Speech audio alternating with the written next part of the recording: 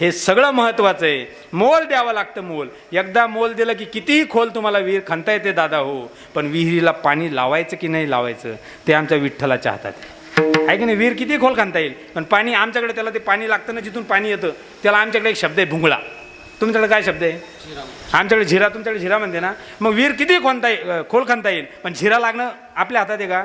नाही. ती एक मावशी सांगत होती, महाराज आमच्या पोराच्या बापाच्या लय ओळखी पाळखी आहे, मोठ्या मोठ्या ओळखी पाळखी आहे, याच्या त्याच्या ओळखीनं मग अनुदानातली विहीर आम्ही खणली आणि चांगली 9 परस खणली, पण पाण्याचा शिट्टानी म्हणजे थेंबनी इतके दगड निघले विहिरीतून की दगडायचा असा गंज झाला. गंज म्हणजे असा मोठा डोंगर झाला. एवढे दगड की शेजाऱ्याच्या वावरात ते दगड जायला लागले. शेजारचा शेतकरी म्हणे माझ्या वावरात एक दगड आला तर तोच तुमच्या मुंडक्यात घालील म्हणे, पण आला नाही पाहिजे. इतके दगड निघले, पाण्याचा पत्ता नाही, विहीर कोरडी ठाक.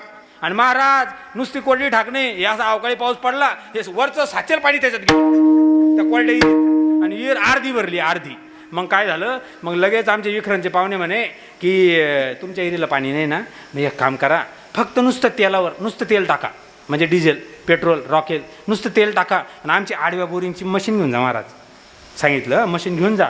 मग काय केलं, आमच्या वडाळीच्या पाहुण्याच्या ट्रॅक्टरमध्ये घातली मशीन आणि आणली आणि लावले विहिरीला आडवे बोर. आडवे बोर लावले महाराज. आणि काय सांगत्या, आमच्या विहिरीतलं साचेल पाणी बोडख्याच्या विहिरीत, पण आमच्या विहिरीला काही पाणी लागलं.